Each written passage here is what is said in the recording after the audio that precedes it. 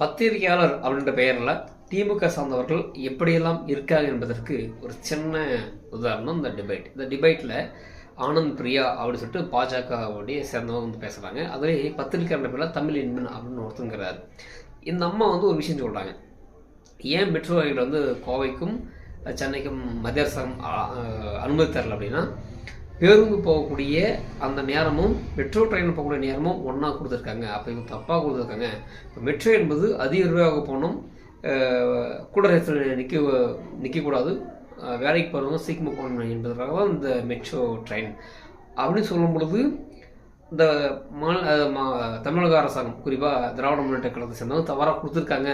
அதுக்கெல்லாம் குறுக்க வந்து பேசாம நான் சொல்றேன், இப்ப கோயம்பேடுல இருந்து ஏர்போர்ட் போறோம், மெட்ரோல போனா 20-25 நிமிஷங்கள் ஆகும். அதுவே பை ரோட் போனோம் அப்படின்னா 1 hour ஆகும். ஆவரேஜ் அது 50 minutesல இருந்து 1 hour 10 minutes வரைக்கும் ஆகும்னு வச்சுக்கோங்க. சோ அப்போ டைம் சேவிங். இவங்க கொடுத்த ப்ராஜெக்ட் ரிப்போர்ட் பிரகாரம் கோயம்புத்தூர்லயும் மதுரையிலும் பை ரோடு எத்தனை கிலோமீட்டர் எந்த நேரத்துல போறாங்களோ அதேதான் வந்துட்டு மெட்ரோல போனாலும் இருக்கு. இப்படி நிறைய குளறுபடிகள் இருக்கு. அமைச்சர் அவர்கள், மத்திய அமைச்சர் என்ன சொன்னாருன்னா, 10,000 மின்சார பஸ் கொடுக்கிறோம், ஆஃபர் பண்ணணும், ஆனா வந்து இவங்க அதை ஏற்க மறுத்துட்டாங்க அப்படின்னு. அப்போ 10,000 சார் அவர் ரிப்போர்ட்ல கொடுத்திருக்காரு, மத்திய அமைச்சரோட ரிப்போர்ட்ல பிரஸ் ரிலீஸ்ல கொடுத்திருக்காங்க சார். தமிழ்நாட்டுக்கு மட்டும் மத்திய அரசாங்கம் 10,000 மின்சார பஸ் வந்து தருது, அது வந்து இவங்க வேணாம் சொல்லிட்டாங்கன்னு சொல்லுவாங்க மட்டும் திடீர் குறுக்க வர. அப்போ அந்த அம்மா சொல்லுது, பொறுங்க, இந்தியா முழுக்க இல்லை, தமிழ்நாட்டுக்கு மட்டுமே 10,000 மின்சாரம் பஸ் தராங்க அப்படின்னு அடுத்து தன்னுடைய பேச்சை வந்து கொண்டு போகுது. ஏன் சொல்கிறாருன்னா, இந்த பத்திரிகையாளர் அதுக்கு முன்னே வச்சு குற்றச்சாட்டு இவங்க என்ன சொல்லிட்டு இருந்தாங்கன்னா, பாஜக சேர்ந்த அரசாங்கம் தமிழகத்தை வஞ்சிக்குது, பாஜக தமிழகத்துக்கு எதுவுமே தரல அப்படின்னு சொல்லிட்டு ஒரு பொய்யான கருத்தை இவங்க சொல்லிகிட்டே இருந்தாங்க.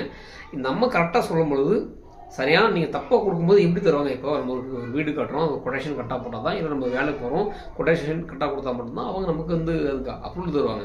அப்போ நீ கொடுக்குறது தப்பாக கொடுத்துட்டா எப்படி அப்ரூவல் தருவாங்கன்ற ஒரு விளக்கத்தை சொல்லும் பொழுது அதுக்கெல்லாம் அமைதியாக இருந்து, அடுத்த மத்திய அரசாங்கம் 10,000 பஸ்ஸும் தருது, அது திமுக தரலன்னு சொன்னோன்னே அதுக்கு கரெக்டாக வராங்க. ஏன்னா இப்படியே மடை மாற்றணும்னு சொல்லி இப்படி தான் தமிழ்நாட்டில் ஒவ்வொரு இடத்துலையும் திமுக சார்ந்தவர்கள் பத்திரிகையாளராக, ஊடகர்களாக, அல்லது வந்து நெறியாளராக, இல்லை வந்து பொதுத்தளத்தில் இருக்கிற சொல்லிட்டு முழுக்க திமுகவுக்கு எவ்வளோ அடிமையாக இருக்குமோ அவ்வளோ அடிமை இருக்காங்க. அப்படி என்னடா உங்களுக்கு சந்தோஷம்? நீங்கள் அடிமையாக இருங்க. ஏன்னா உங்களுக்கு கூலி வருது, உங்களுக்கு பேட்டா வருது, உங்களுக்கு பணம் வருது, அதனால் நீங்கள் இப்படின்னா நாசமாக போங்க. ஆனால் மக்களை நண்ப வைத்து ஏமாற்றி இந்த மக்களை வதைக்கிறதுக்கு காரணம் என்ன? ஸோ இவர்களிடம் நீங்கள் பிறந்துள்ள வேண்டும் என்றுதான் நம்மள மாதிரியான ஒரு பொதுமக்களுடைய ஒரு கோரிக்கையாக இருக்குது.